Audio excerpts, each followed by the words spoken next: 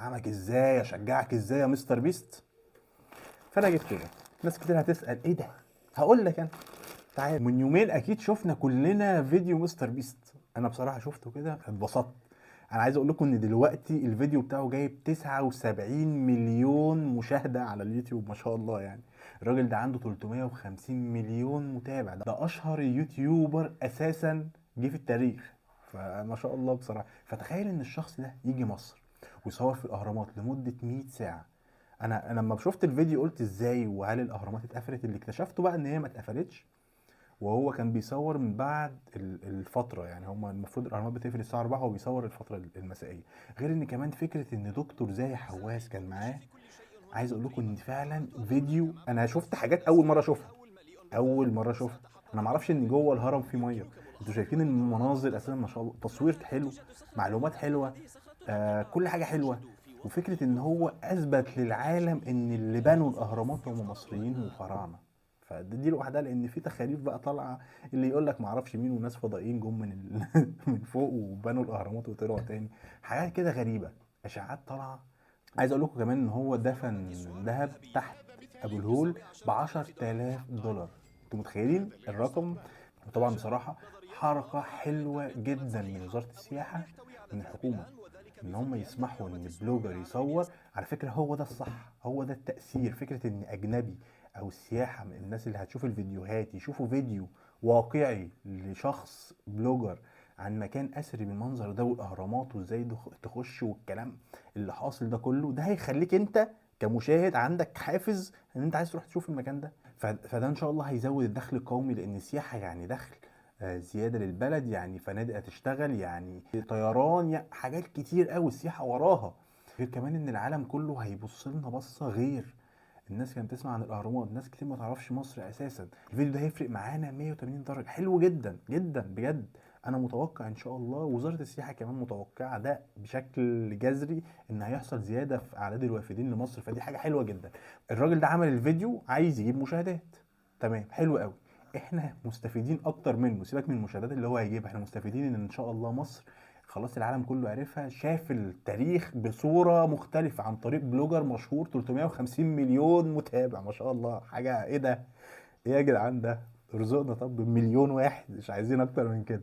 فحاجة حلوة جدا. فيا مستر بيست، اللي انت عملته ده انا مبسوط منه، وعشان انت عملت حاجة حلوة لبلدي انا النهاردة جاي اشجعك. والكيس ده في حاجة حلوة هتشجعك، فانا بدعمك. البوكس ده انا شحنته، هو اتاخر، الفيديو ده المفروض كنت اعمله من يومين بس هو اتاخر عشان يوصل لي. فانا بدعمك يا مستر بيست. يعني بلوجر صغير عنده نص مليون لبلوجر ضخم جدا، انا ما شاء الله 350 مليون متابع. فهنفتح اوريك انا بدعمك ازاي وبشجعك. هو كان قاعد في ساعه صفا هو واصحابه بيقزقزوا الشوكولاته. اسكت، الشوكولاته بتاعته، لان هو عنده مصنع شوكولاته. فانا جبت الشوكولاته بتاعت مستر بيست، دي اغلى شوكولاته في مصر، 325 جنيه اللي انتوا هتشوفوه دلوقتي ده. يعني محدش احسن من حد، محدش احسن من حد. حب قوي ده يا مصطفى، حب ده قوي يا مصطفى. ايه ده، 325 جنيه صغيره قوي. اه صغيره قوي يا مصطفى. انتوا بتهزروا، جبت 325 جنيه ليه بالشحن بكل حاجه؟ بس مش عارف، ضحك عليا. بنشجع الراجل، بنشجع الراجل. الشوكولاته دي المفروض هم عندهم ساده، وعندهم دي بالبينا باتر. دي بقى المفروض 35 جرام. تخيل بقى 35 جرام ب 325 جنيه. مش المهم، الراجل ده عمل معانا لقطه بجد، انا مبسوط منه، انا مبسوط منه. ووعدنا يا رب، انا عايز مليون متابع فقط، احنا نص مليون اهو، نوصل ان شاء الله نبقى مليون متابع مصور. انا بدعمه واشتريت الشوكولاته بتاعته عشان اشجعه وازود له ارباحه ومبيعاته. يا رب سامحني على الكذب اللي انا بقوله.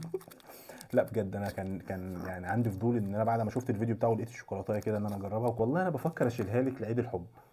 انت هتضحك عليا بشوكولاته؟ طب تعالي نفتح، دي بتاعت مستر بيست. تعالي نفتح نقول بسم الله.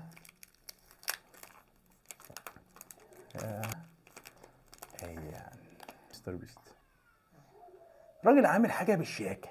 بص يا باشا، اطلع لي فوق. الراجل ده نشجعه من الاخر، وده تشجيعي ليك. انا مش هقدر اعمل لك اكتر من كده حاجه. انت ممكن تشجعني بقى ب5 6 مليون تبعتهم لي متابعين. نقول بسم الله وندوق. ودي اجمل لحظه انا بحبها.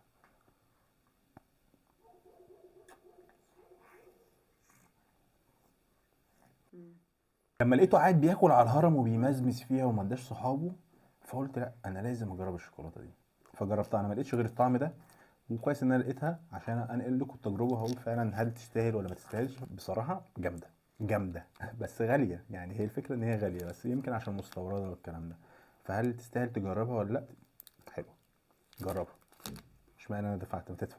شجع الراجل. الراجل جه شجعك وشجع بلدك، ما تشجعه. هو انا هشجع لوحدي؟ الله، معلش انا بنفعل.